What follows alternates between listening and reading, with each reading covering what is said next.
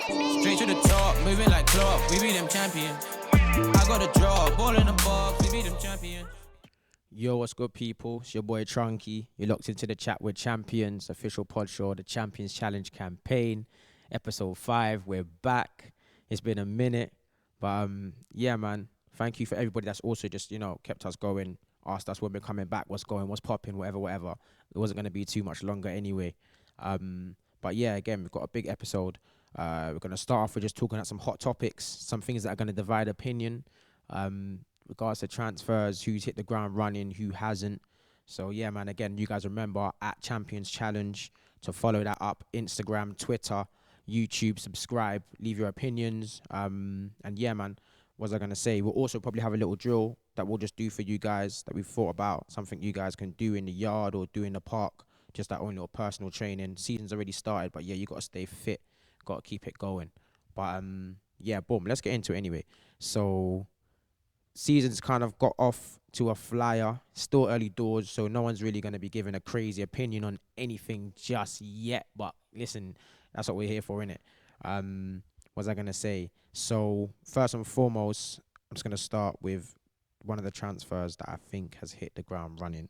I don't think anyone can really complain, anyone can really say anything else to that, is Romelu Lukaku. Big boy transfer. Obviously, even being a United fan, seeing him come back and, you know what I mean, get popping and do what he's doing for Chelsea, as long as he don't do it against us, then it's calm. But yeah, man, it's been nice to see him do that still. And I think he's made Chelsea a machine now. So they've always been, they're going to be a contender for the title now, 100%. Would you say Chelsea are the finished article? Yeah, I still think that maybe it's not them as a team, maybe it's just Tuchel's tactics or whatever. I still think they're a bit defensive at times. I still think they could have a bit more attacking prowess. Like, I know Lukaku's up top and he's the big dog, but I still think sometimes when they are playing, they don't have as much firepower. They shut up shop and then kill you on the counter or something, or kill you with Lukaku. So yeah, man, I do think they could play in Pulisic more, Ziyech more, players like that still. All right, what about Varane, Man United? What are we saying with that transfer? I think it was a big transfer. I think we needed Varane. Well, all of the transfers in United, let's go with that. Obviously, there's the main man, Ronaldo, Sancho. So as a collective, where do you see Ronaldo, see obviously, that going? Again, like Lukaku, hit the ground running, popping. Don't think anybody can really complain with that one. Varane, I think we needed him. I think United's problems is, one thing is getting the signings in. Okay, cool. But I think obviously United's problems a lot is just our tactics. Oli, not too sure, brother. Not too sure, fam. Not going to lie to you, blood. Like, when you're thinking about all the other top 4 teams, even top 6, do you know what I mean? You even think about Everton with my man, what's his name? Benitez. You get me? He's a big boy manager. Yeah. Brendan Rodgers. Yo, sir. Do you know what I'm trying to say? Big boy managers, obviously your Peps, your Klopps and all that. And I don't know, man. I just feel like, yeah, we can sign Varane. Yeah, we can sign Sancho. And listen, okay, one might say they haven't started amazingly well. It's like I said, it's early doors, innit? But United as a whole, as a team, I don't know. I don't really know. I don't really know with all of that. So I think we should have signed a DM or some kind of centre midfielder, box to box. What we was watching PSG the other day, Herrera, but we let him go on a free. And when you think about it, letting Herrera go on a free to then be hunting around for a centre midfielder, listen, he might not be the, like, I don't know, one of them names that's the first on the team sheet or something. But when you think about Herrera, box to box, good technique, energy, do you know what I mean? In my opinion, he does what Fred does and more. He probably was our best centre midfielder at the club, and we let him go. So, yeah, United, in terms of the transfers, don't really know about that one, boy.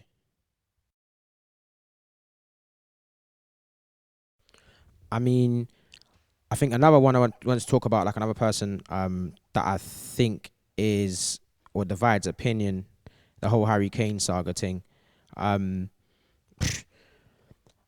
What? I think the fact that he didn't go this year, I'm not gonna lie, I don't really see him going next year. And even if he does go next year, I think he'll be that kind of, okay, to compare the two, maybe not, but that Henry effect where he went to Barcelona, but I still think Henry went to Barcelona too late, innit? I think Henry should have gone to Barcelona a lot earlier.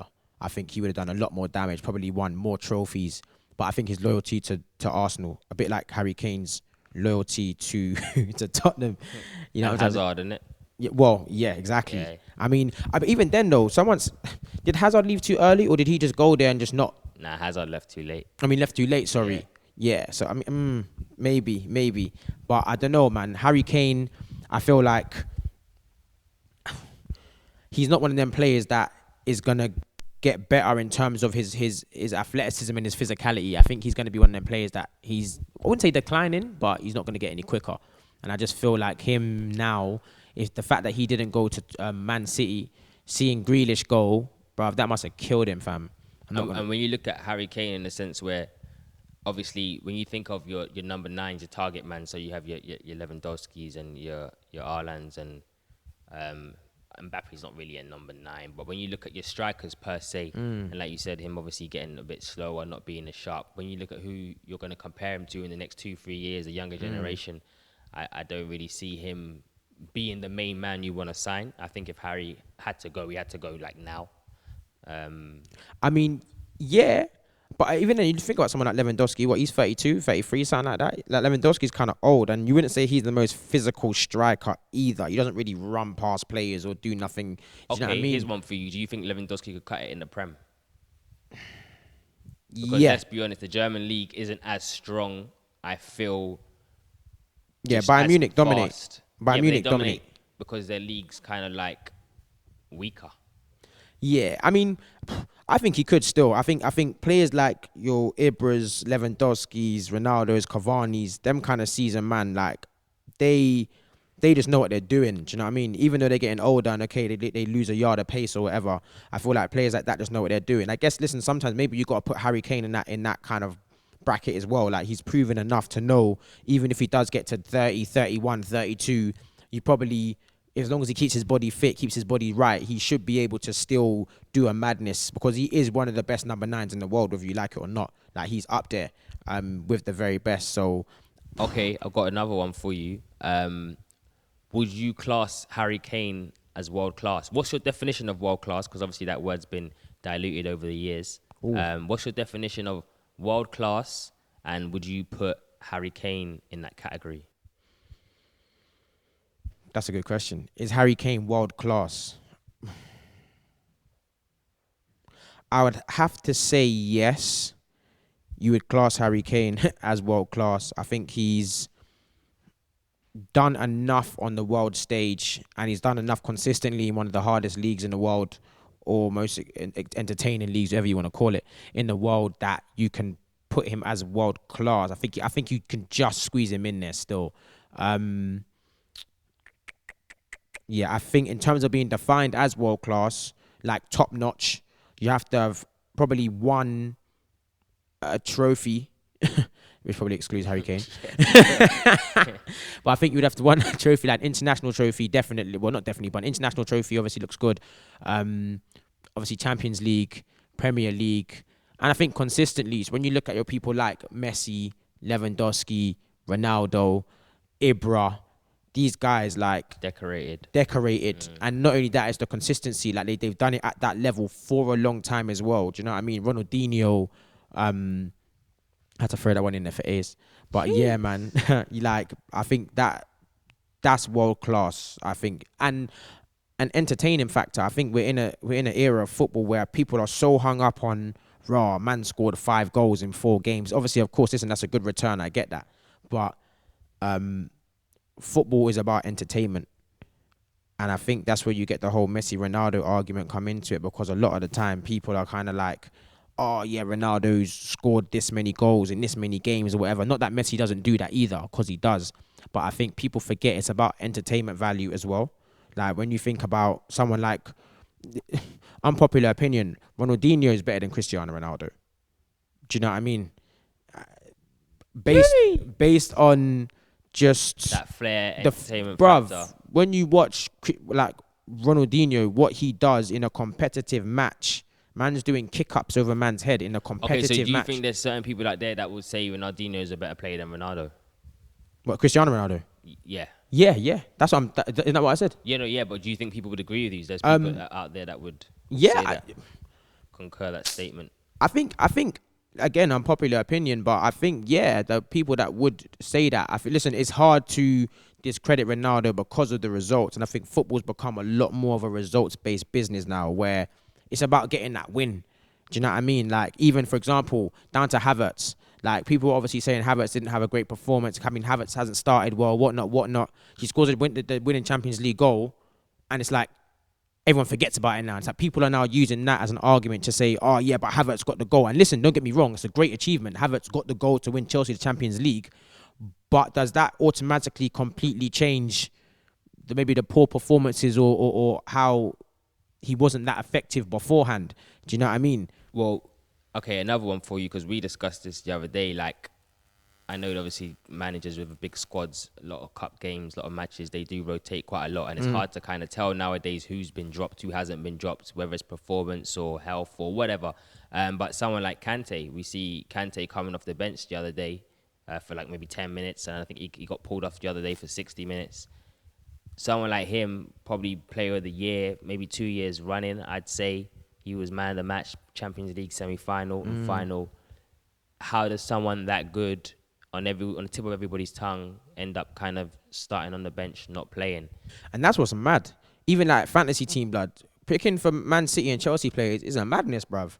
Because you don't know who's starting, who's not starting. Like, a player will have a blinder 1 week and then they're not playing the next week. And before, it would be because, you get dropped because you're not playing well. But I think now the game's got so much more tactical that you might have to sit out this game next week because the type of team we're playing play this formation or that formation, and you don't fit into Tuchel or Pep's system.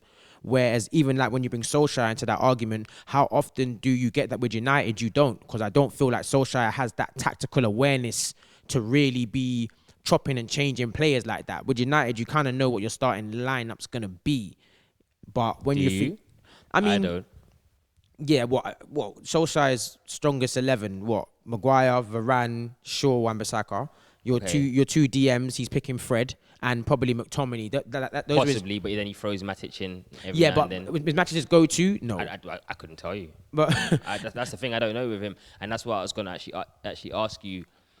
Do you feel, based on that, like you said, tactical awareness, Solskjaer kind of being slightly inept, do you feel that's why players come to United? What's your opinion on players coming to United and maybe not doing well? I mean, I look at Di Maria, what he's doing now for PSG. When he came to United, people would turn around and say he's a flop. I look at Depay. I look at, obviously, Herrera, us not wanting to keep him, as you mentioned. Do players come to United and decline? Yeah, definitely. And I think, obviously, that was even before Solskjaer even got there as well. Solskjaer has probably been our best manager in terms of stabilising the ship. Like, listen, man, them can't take away what Solskjaer has done for Manchester United. Like, that's one thing I want to make very clear. Like, I just don't want him to overstay his welcome, fam. My one is, Solskjaer, you came in to steady the ship. You've done an amazing job. And essentially tarnish the legacy. And really. then, you're just going to, because then people, exactly. It's a bit like what the kind of the Wenger effect. Man stayed too long, blood. Wenger, too long, had troops doing backflips on you, blood. You see what I'm saying? Like, man, don't want to have to do that to Solskjaer. You've come in, you steadied the ship, amazing, bought good players, now and had part that. ways for. Yeah, for me, he could go up even to the, like, where Fletcher and the man, they're deciding what transfers and that. He'll be good for that, because Solskjaer brought in Bruno Fernandes. Solskjaer, you know what I mean? He brought in Telles. It's a part of bringing back Ronaldo. Yeah, brought back Ronaldo. So you can't deny the transfers he's brought in. You can't deny the camaraderie he's brought around United. But I think now with the squad we've got, we need somebody on your Klopp level, on your Pep level. I don't know if there's anyone out there like that. But even, for example, Brendan Rodgers, I just feel he's just got more, bruv. He just, you know, yeah, man, yeah. Even with Liverpool, he nearly won the league that couple of years ago. Brendan Rodgers, look what he's doing with Leicester. Like, he's won silverware even with Leicester. Do you know what I'm trying to say? So, okay, another one for you. Do you think, basically, off the back of what Tuchel's done, do you think it was a good choice to sack Lampard? Do you think it was harsh? Do you think, looking back, Chelsea fans would have agreed with it now? Yeah, I think that's Stonewall. Like, you can't, no one can argue with that now. With what Not he's even done. Lampard himself. You really. can't, bruv. And that's what I mean by even then, like, just throwing players into the managerial position or whatever because they're legends and that. I think to steady the ship, it's perfect because it gets the fans on side. It gets that love back in the club. You've got somebody literally... And a familiar face. Yeah, familiar face. Someone who knows the club inside out. Okay, cool. But then when it gets now to the stage where it's like, okay, boom, man have to compete for titles now. Man are playing against your Peps, your Klopps. Do you know what I mean? All these kind of managers that will literally tinker something and the whole dynamic changes. I mean, I feel there's managers even lower down in the table. What's it? Brighton manager Graham Potter. Graham Potter. I think he's got something. I think there's a few managers that you don't really talk about as much. That's what's scary. Brighton play better football than United. Yeah, bruv.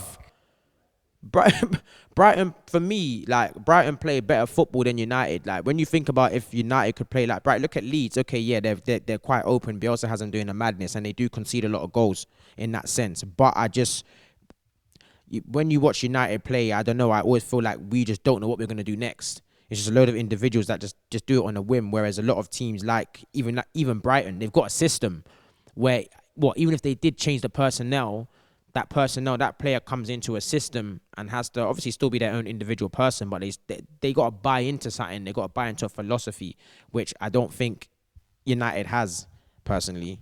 Yeah, man, that's stress still. Okay. So what are you saying, Graham Potter to United? Is that what you're telling me? Nah, not quite. Not yet. I think Brendan Rodgers is definitely something that United should be looking at. The team. But yeah, definitely. But okay, moving on from them, quick one. What's your thoughts on Arsenal, where they're at? Obviously, I love talking about Aubameyang being obviously new contracts. I like Aubameyang, but yeah, what's your view on Arsenal as a whole, and about their fans going on loan? He was at Specs or something like that. I think it was Specs talking about going on loan. I swear he did. It was Ty. Was it Ty? I don't know. It might have been. I can't remember. It was one of them man there. He said he's going on loan to They Villa might as or well something go like on that. loan, to be honest. But Arsenal, again, I think Arsenal got a whole heap of problems. We all know that. But I think they've also got that issue again with just the manager you've got is not good enough. He's not good enough for Arsenal Football Club because Arsenal are a big club. Do you know what I mean? Like, in a sense where you guys have kind of competed Champions League at one stage. You've won your FA Cups. Listen, obviously, you're on Reed's, World Tours, Bergkamps, all that. Remember that Arsenal era. But I just feel like Arsenal's a business. Like, I remember seeing a post, Arsenal charged the highest price for season tickets. I'm not going to lie, that's a disrespect. You lot are taking the piss. I don't understand. And that's what I mean by even that, like, fans are fickle, and that's why it's so difficult to try and get a message across when it comes, because we love the game, innit? And even when we see things that aren't right, we still buy into it and we still go and support our team. But for Arsenal Football Club to be charging the highest season ticket prices or whatever, bruv, you're taking the piss. You can't be doing that. It's disrespectful. Like, your fans are stressed all the time. All the time. You know what I mean? Even like that, I don't know much about Arsenal. I'm not Arsenal supporter, but even like Saliba, I always see you guys talking about how Arteta's not bringing him in, and do you know what I mean? You lot are signed Ben White, 50 mil. Really? I don't. Like he's the savior. Yeah, boy, bruv, I can't see it. Like, do you know what I mean? I think they'll come good. When I say good, 10th maybe. Like, I think they're all right. Put it this way, the Arsenal of old, they're done. But I think every team, most teams, even United, everyone's in transition. So. But yeah, okay, cool. Because if we get onto Arsenal, it's peak. Next thing I'll ask you, how do you feel and what do you feel about the whole Alonso situation? And where do you think we're at the minute we're taking the knee, with all the obviously the racial equality and stuff? What's your take on all of that? And yeah, man, how do you see that going? Listen, one thing I want to say is that we're making progress. Of course, we're talking about it more. Even the fact we're talking about it more is definitely progress. Do you know what I mean? The fact that we're seeing a lot more diversity on your punditry and stuff like that, 100% is doing well. But one thing I think that's happened a lot is, like, in terms of even like just the racial abuse, it's not. Listen, let's not just direct it all to this online stuff, online hate. Yeah, online hate is bad and stuff like that, but online hate exists because your people at the top, it's your institutionalized racism that keeps it going. Do you know what I mean? It's the fact that you don't have legislation to put things in place to stop it happening. I think the other day, what's it called? Ace, you showed me a clip of Rio Ferdinand and Anton Ferdinand sitting in, what was it? I don't know, talking to some MPs or something. Yeah, I think, they must have been. I think I don't know if it's the parliament or some Yeah, sort of board. but even board then, meeting. with all due respect, yeah, on the board of part of MPs and that, there ain't no black faces there. So even then, we're not to say those individual people are people responsible for institutionalized racism and what's going on. That's not what I'm saying. But my one is, it's about representation. Like, you're going as Rio Ferdinand, as representing black people, are going to a board of MPs to talk about your struggle, but they're all white. So once again, your saviors are, in theory, the very people that kind of are putting you there in the first place. Yeah. And that's, I think, the problem for black people as well, that it's about giving us ownership. It's about giving us. It's about taking ownership. Well, yeah, because it's not being given, is it? Yeah, it's not. And that's that mentality again. Yeah, I'm saying it's about being given. thing. Who am I waiting to give it to us? Do you know what I'm trying to say? Who are we waiting for to give us that ownership? Obviously, the George the Poet post that we saw on Made You Think as well and stuff, talking about obviously black people, and I think must be sitting down on a pod show or something like that, just talking about how, you know, we need to create obviously our own legacies and stuff and stop waiting for people to give us handouts or whatever is. That got kind of not mixed reviews. Obviously, I hear what he's saying in parts, and obviously I hear what other people are saying as well, and it's definitely a balance. I don't deny, obviously, that we've had our oppression and our struggles, and we are at a disadvantage. You know, I mean, if you hold someone or something or anything back for a certain amount of time while everyone else moves forward, that's the whole reason why it came about. Of course. You know? But yeah, I do feel like representation. When I did watch Rio and I saw him talking, I think the only black people in the room was him and his representative. Exactly. And everyone else around the table were white. So my one is, they can't even really put themselves in your shoes. You know, they can't even really begin to understand. They can listen and hear and empathize and whatever. But I feel like until we're talking to each other about each other, changing things, we got a long way to go. 100%. Quick one on the next thing. Did you answer about Alonso? I know, actually, yeah. Alonso, you're not getting away with it, my G. Where we at with that? You're not getting away with it, my G. Like, let me tell you something. Like, I'll be honest with you, bruv. Yeah, you don't have the right to just, like, you're in a team, innit? And you're in a team full of black brothers as well. And not only that, you play for a team that, let's be honest, bruv, you lot's track record for this racist thing ain't good, bruv. Do you know what I mean? Chelsea, just the other, you lot's fans in France, whatever, stopping a black, you getting on the train and them thing there. So you need to understand how important this is, yeah? You don't come out just on your own and just say, oh, okay, as a white brother, and say, oh, okay, you know, I'm not doing it, I'm going to point to this thing. Even that, like, I'll be honest with you, my opinion in it, if you don't take the knee and you're pointing to that, bro, for me, you might as well just boo, blood. I'll be honest, bruv. Well, you feel it's a cop-out? I feel it's a cop-out, fam. Do you know what I mean? Like, even that game with Hungary where your fans are booing and you're pointing to the thing, bruv, it don't make any sense. It's a massive contrast. Like, my one is, you lot taking the knee would be showing your fans, no, what you're doing is wrong. Because you pointing to your thing, bruv, that means nothing. Your fans don't get offended by you pointing to it. They get offended by you supporting the fight against racial injustice. That's what they don't like. So my one is whether you lot have the balls to go against your fan base, which, listen, people don't, innit? So that's why we're here. But I'll be honest with you, Alonso, like, I don't know whether you've spoken to, and this is probably why I can't play football as well, but Carmine, you would have been having conversations in the changing room, rude boy. Well, that's another thing. I look at people like Rudiger. Rudiger's always quick to get into a madness with anybody. Always hot-headed, bruv. Have you pulled your brethren aside? People like Rudiger, your other black players in the team, you know, your leaders, have they spoken to Alonso? Because I'll be honest, the answer I heard him give, or the example, the reason he gave, something about, you know, it's not having an effect or it's not making an impact. Bro, how do you know? Like, who is Alonso? Sorry to cut you. Who is Alonso to say it's not having an effect? How do you know what that does for me as a black brother who's experienced racism when I see people taking the knee and I see people clapping it? Like, who are you to come out and say that? Like, and then you got Tuchel. I swear that brother was the one when Demba Ba was complaining about the racism. He was all saying, no, carry on playing the match. Like, bro, you got white people talking on our black issues. Like, this is my point.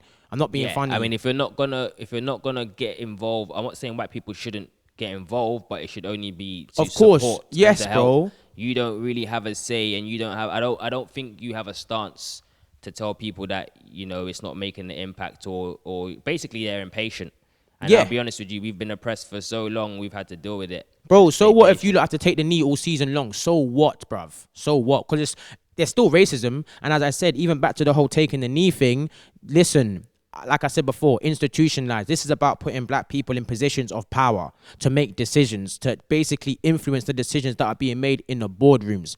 Even like I said, back the whole Cheryl Tweedy thing, being R&B with like, who makes these decisions? When you think about UEFA and all, like the sanctions and stuff like that, like until you get people like myself that look like me, have been through my walk of life, that are also saying no, this needs to be the punishment. You got people making like rules and a punishment who haven't experienced the thing.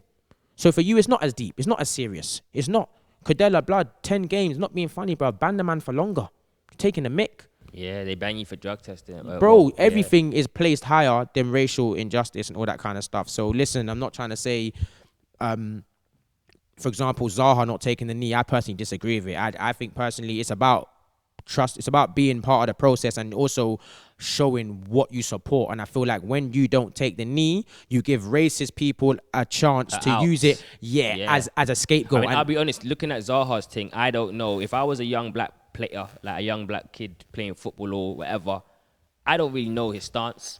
Like, yeah, he's the only one not taking a knee, but I don't really understand why. Like, yeah, he's saying more action, but I don't know. I just feel like it's just a blurred message Of for 100%. everybody. You know what I mean? It allows people to stand up and just say, oh, I'm not doing it. 100%. Like, And that's what I mean? 100%. I mean, I could never be in a Chelsea changing room and be one of them brothers and have everybody taking a knee, Lukaku, all them man fists up, and I got this skinny little Alonso you just standing there. Yeah, like, blood. It ain't happening. Yeah, blood. So, Alonso, no, fam. No. They Do you need know to what I mean? G-check that you anyway. So yeah, but 100%. Next thing, lastly before we go. Yes.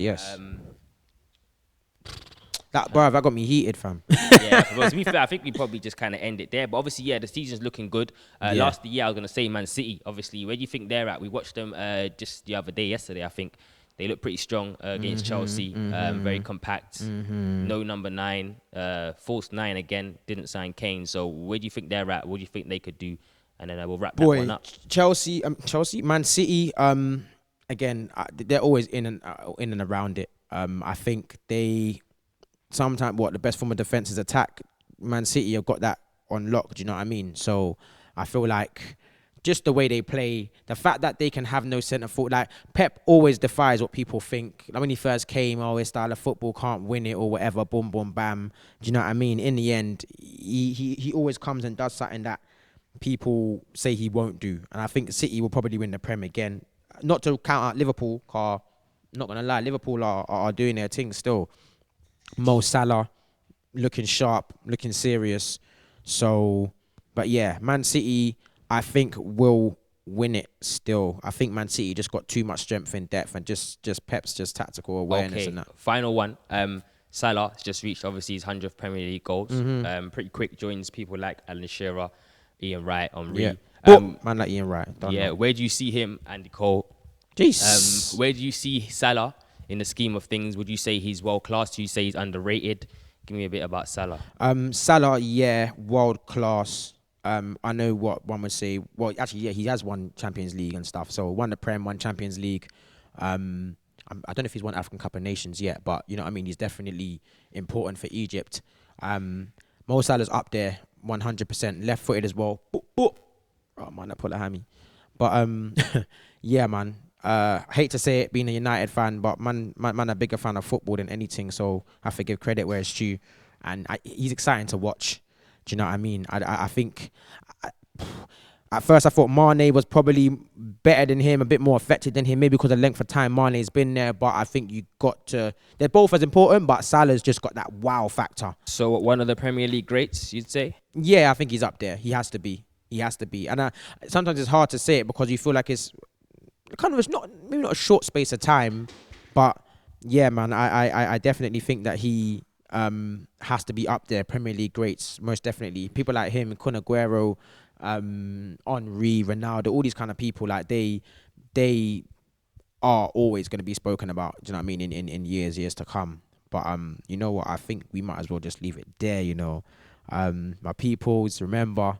Follow us up at Champions Challenge, CHAMP1ONS Challenge, Instagram, Twitter, subscribe on the YouTube. Again, leave your comments. Anyone else that you want us to maybe get on a guest champion soon. We've got some guests coming up that are going to be sitting on this show. Big people. few Prem ballers and stuff like that. So listen, keep locked and keep your eyes peeled for stuff like that. But yeah, man, we're gonna be back real soon. Keep locked in, just keep pushing the thing, keep showing us love, people. Thank you for the support.